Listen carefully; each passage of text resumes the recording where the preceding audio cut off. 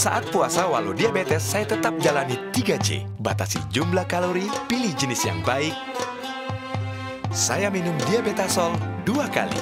Sebelum tidur dan sahur. Selamat berpuasa.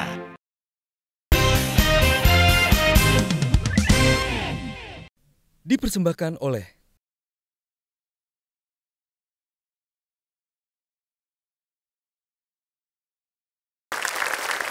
Sepertinya sudah tradisi ya setiap tahunnya kenaikan harga pangan jelang lebaran yang tidak stabil.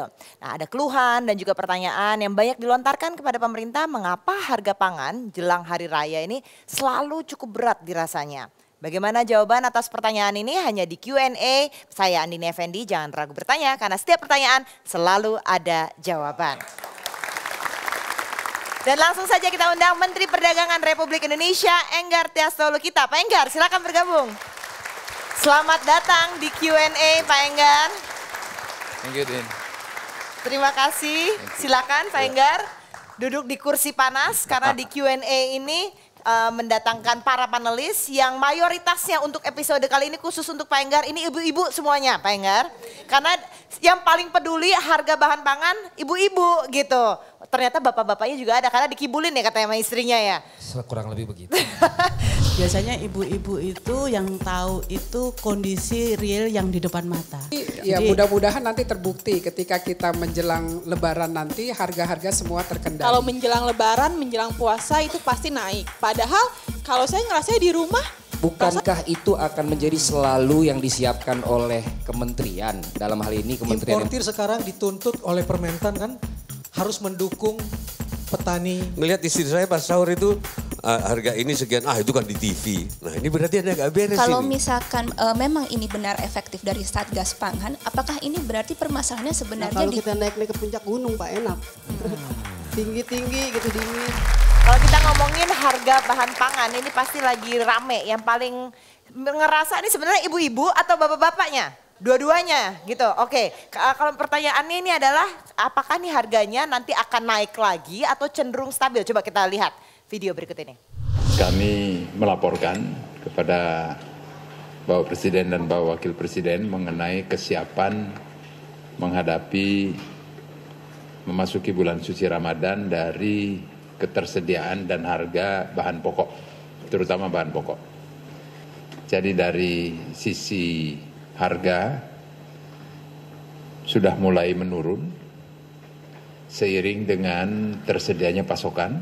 Kemudian yang kedua, kami juga melaporkan mengenai bagaimana caranya agar harga pada masuk paling lambat karena Bapak Presiden memerintahkan sebelum memasuki puasa harus turun kembali normal. Pak Enggar, jadi ini udah pasti nggak ada akan kenaikan harga lagi selama bulan Ramadan ini? Naik atau tidak harga ada dua hal. Yaitu yang pertama, ini hukum besi di supply dan demand ya Bu ya. Yang kedua adalah tergantung dari Metro akan memframing berita naik atau tidak. Kalau tidak ada framing berita naik, maka masyarakat akan tenang. Oke. Nah, kalau yang ngerasa yang di lapangan bagaimana? Kerasanya harga naik atau enggak, Karina? Saya tahu teman saya ada yang nggak bisa buka warung lagi Pak, karena telurnya katanya mahal banget kalau ngambil dari supplier. Tapi yang saya bingung kenapa siapapun presidennya, siapapun menterinya, kalau menjelang lebaran, menjelang puasa itu pasti naik. Padahal kalau saya ngerasa di rumah, perasaan makanan saya sama hari-hari di luar Ramadan sama aja, nggak ada bedanya. Saya mau clearkan dulu bahwa persepsi orang setiap memasuki bulan suci Ramadan harga naik. Tetapi tolong dicatat 2017 tidak ada kenaikan. Itu clear betul saya. Dan itu data membuktikan itu. 2018 sebenarnya harusnya kalau pasokannya sama seperti di 2017, maka itu juga tidak ada gejolak. Tetapi kita sadari dan itu kenyataan adalah Januari, Februari, Maret terjadi kenaikan. Terutama beras. Kemudian sejak Maret, April sudah mulai turun, Mei turun. Sekarang yang pasti kami bisa menyediakan beras dengan kualitas medium di bawah harga eceran tertinggi di seluruh pedagang beras. Itu yang pasti. Jadi bahan pokok yang menjadi kebutuhan sehari-hari, kami jaga, kami pantau, dan kami ikuti terus. Kita tidak mungkin memaksa para pedagang beras untuk menjual dengan HET kalau kami tidak siap stok. Untuk itu, kita melalui Bulog, maka kita menyiapkan kalau terjadi kekurangan atas beras medium. Kalau beras khusus, beras yang di atas premium, terserah. Itu sih nggak ada soal. Maka kami akan siapkan, dan itu kita sudah lakukan. Kemudian minyak goreng juga tersedia dengan harga stabil. Daging untuk daerah yang tidak menolak daging beku impor, karena daging segar itu masih tinggi, yaitu di atas 100.000 sampai dengan 120.000, maka tersedia dengan harga 80.000. Karena seluruh importir kami wajibkan 30% dari total import harus dalam bentuk itu. Kalau tidak, saya tidak kasih izin impor. Dan itu ternyata berhasil menurunkan. Tapi daerah yang kepala daerahnya bilang, saya tidak mau terima. Saya hanya mau itu dalam negeri, silahkan.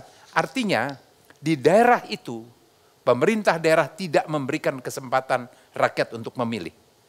Itu saya kasih message yang jelas, itu ya terserah. Karena dilarang untuk masuk itu. Kemudian yang saya setuju bahwa ayam dengan telur dalam 1 bulan terakhir ini terjadi kenaikan. Semula saya memberikan toleransi karena pernah didemo oleh peternak dan layer ini yang telur itu harganya jatuhnya terlalu jauh, tetapi kenaikannya terus meningkat, dan setelah kami turun dan kita teliti, kemudian kita juga mengundang mereka, sisi suplainya yang kurang.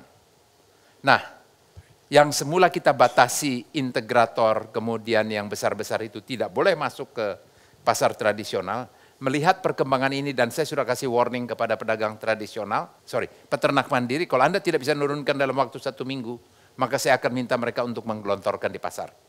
Dan saya lakukan itu. Karena tidak mungkin saya mengorbankan 260 juta lebih rakyat hanya untuk beberapa orang. Tidak mungkin. Pak Enggar. Ya. Pak Enggar. Seberapa banyak kepala daerah yang tidak patuh dengan keputusan pemerintah, dan kenapa nggak diumumin saja nama-namanya? Ya, itu judgement daripada mereka, karena mereka menjaga peternaknya, memproteksi peternaknya. Karena mereka bilang bahwa cukup. Saya sudah sampaikan baik, cukup, tapi tolong turunkan harga, tolong kendalikan harga. Tetapi saya tidak mau terjadi kalau mereka rata-rata 105.000, tiba-tiba kemudian naik menjadi 150.000, dan itu tidak juga membiarkan ada masukan daging beku. Itu tentu saya monitor terus, dan saya telepon kepada pemerintah daerah itu. Tetapi yang pasti Horeca sudah menyerap daging beku itu begitu besar, sehingga biaya produksi untuk membuat sosis, biaya produksi membuat bakso itu tidak bergejolak naik karena ada suplai yang daging beku itu.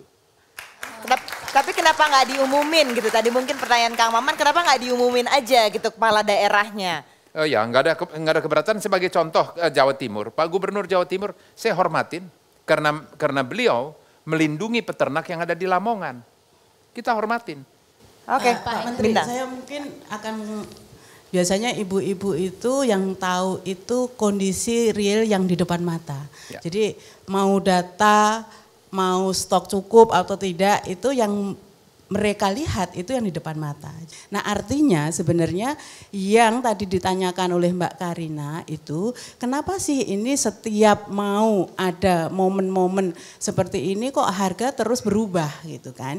Nah jadi kalau kita bandingkan dengan katakanlah kita masih waktu mempunyai kendali harga yang cukup baik, itu rata-rata kan dulu kalau kita mengingat zaman kita masih stabilitas harga di Orde Baru itu ya Pak Menteri ya, itu kan harga menjelang Lebaran memang naik. Tapi biasanya H-7 atau paling ini H-14 lah. Ini 2 bulan yang lalu itu harga sudah naik. Ibu.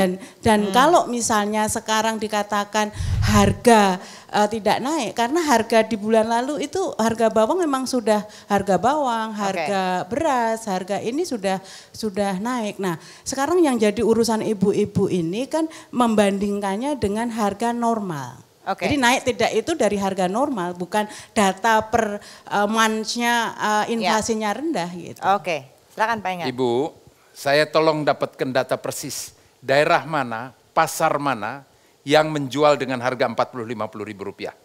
Ya. Saya kasih tahu persis, karena hari ini saja sebagai contoh di Bandung, saya bisa sampaikan bawang putih 20 ribu rupiah, turun 33%. Dan bisa dicek di Keramat Jati, itu harga 13 ribu sampai 15 ribu rupiah. Karena stok berlimpah, Ibu. Saya tadinya memilih untuk menunda supaya penyerapan di petani itu mau menanam. Tetapi terjadi kecenderungan naik sampai 40 ribu, maka saya buka lagi kerannya. Tetapi tidak memenuhi permintaan izin import yang hampir lebih dari 600 ribu ton. Kalau 600 ribu ton masuk, maka tidak ada lagi gairah petani seperti yang diharapkan oleh Kementan untuk menanam. Cabai itu ada kenaikan naik turun tergantung dari musimnya, tergantung dari bagaimana daerahnya memetiknya. Tetapi Ibu sekali lagi saya mau yakinkan betul bahwa yang pasti bahan pokok kami kendalikan betul. Saya ikuti sendiri dan kami seluruh eselon 1 bertanggung jawab atas provinsi-provinsi seperti Korwil. Kemudian eselon 2 bertanggung jawab untuk mengendalikan dan memantau stok dan harga untuk kabupaten kota bersama dengan Satgas. Ya. Jadi kalau ada pasti saya langsung telepon, saya akan langsung minta kepada kepala dinasnya untuk turun dan kami akan isi. Iya. Oke. Tanggapannya sedikit sebelum kita break data dulu. ini kan yang harus disinkronkan. Ya. Jadi data dari monitoring. Monitoring dari pemerintah, sementara yang disampaikan Mbak Karina dan mungkin juga Mama Apip nanti adalah harga yang dihadapi oleh ibu-ibu. Maaf, ini data real, Bu. Jadi data yang langsung turun di pasar, Bu. Jenisnya di mana pasar Andir, kemudian yang agak beda sedikit naiknya di pasar Kosambi misalnya. Ini pasti. Ini jadi pasarnya kita tahu. Jadi mungkin nanti selain dikonfrontir ke ibu-ibu, konfrontir juga ke pedagang. Iya. Kira-kira pedagang belinya jualnya berapa? Betul. Oke, kita akan bahas lagi setelah jeda pariwara berikut ini. Tetaplah bersama kami. Dipersembahkan oleh